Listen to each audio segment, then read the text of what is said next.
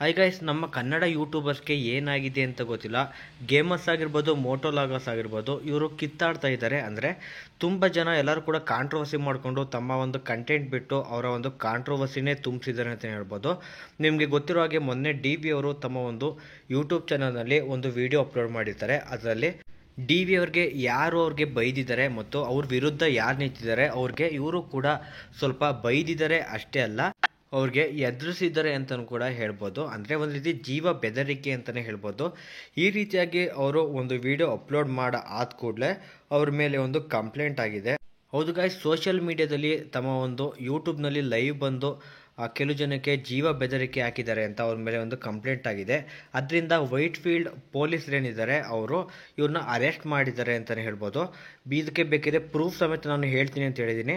ಈ ಕೂಡಲೇ ಟ್ವಿಟರ್ ಏನಿದೆ, ಟ್ವಿಟರ್ ಅಂದರೆ ಎಕ್ಸ್ ಏನಿದೆ, ಅದರಲ್ಲಿ ಹೋಗಿ ವೈಟ್ ಫೀಲ್ಡ್ ಬೆಂಗಳೂರು ಪೊಲೀಸ್ ಅಂತ ಸರ್ಚ್ ಮಾಡಿದ್ರೆ ನಿಮಗೆ ಈ ಒಂದು ಪೋಸ್ಟ್ ಬರುತ್ತೆ.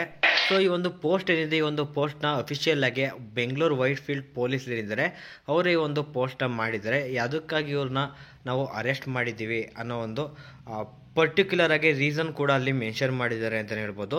ಇದೆಲ್ಲ ಆದ ಕೂಡಲೇ ಟಿಪಿಕಲ್ ಕನ್ನಡಿಗ ಏನಿದ್ದಾರೆ ಅವರು ಒಂದು ರಿಪ್ಲೈ ಮಾಡಿದ್ದಾರೆ. ಅಂದರೆ ಅವರು ಅಫಿಷಿಯಲ್ ಆಗಿ ಎಲ್ಲೂ ಕೂಡ ಅವರು ವಿಡಿಯೋ ಮಾಡಿಲ್ಲ, ಬಟ್ ಅವರ ಒಂದು ಕಮ್ಯುನಿಟಿ ಟ್ಯಾಬಲ್ಲಿ ಈ ಒಂದು ಪೋಸ್ಟ್ ಹಾಕಿದ್ದಾರೆ. ಈ ಒಂದು ಪೋಸ್ಟ್ ಏನು ಹಾಕಿದ್ದಾರೆ ಅಂತ ಅದನ್ನು ಕೂಡ ನೀವು ನೋಡ್ಬೋದು.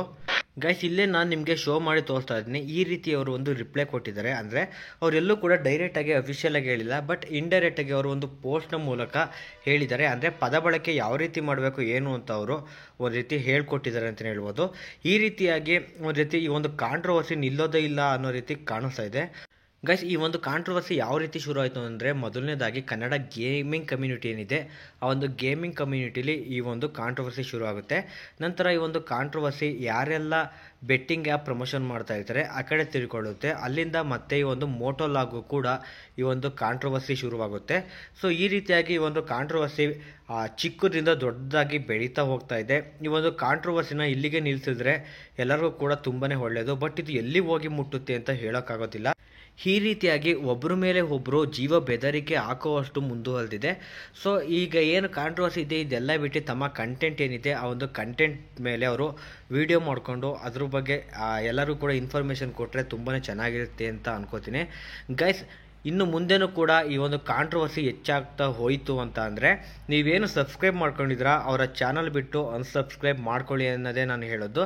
ಏಕೆಂದರೆ ಸಬ್ಸ್ಕ್ರೈಬರ್ಸ್ ಮೈನಸ್ ಆಯ್ತಾ ಇದ್ದಾಗ ಅವ್ರಿಗೆ ಬುದ್ಧಿ ಬರುತ್ತೆ. ನಾವು ಇದೇ ರೀತಿ ಬರೀ ಕಾಂಟ್ರವರ್ಸಿ ಮಾಡಿಕೊಂಡು ಅವ್ರ ಮೇಲೆ ಜಗಳ ಮಾಡ್ಕೊಂಡು ಹೋಗ್ತಾ ಇದ್ದರೆ ಸಬ್ಸ್ಕ್ರೈಬರ್ಸ್ ಯಾರೂ ಇರೋದಿಲ್ಲ ಅಂತ ಅವ್ರಿಗೆ ಅರ್ಥ ಆಗಿ ಅವರೇ ಈ ಒಂದು ಕಾಂಟ್ರವರ್ಸಿನ ಬಿಟ್ಟು ತಮ್ಮ ಒಂದು ಕಂಟೆಂಟ್ ಏನಿದೆ ಕಂಟೆಂಟ್ ಮೇಲೆ ಅವರು ವಿಡಿಯೋ ಮಾಡೋಕ್ಕೆ ಶುರು ಮಾಡ್ತಾರೆ. ಗಾಯ್ಸ್, ಇದು ಇವತ್ತಿನ ಈ ಒಂದು ವಿಡಿಯೋ ಟಾಪಿಕ್ ಆಗಿದೆ. ಗಾಯ್ಸ್, ನೆಕ್ಸ್ಟ್ ವಿಡಿಯೋದಲ್ಲಿ ಸಿಗೋಣ. ಓಕೆ ಫ್ರೆಂಡ್ಸ್, ಬಾಯ್.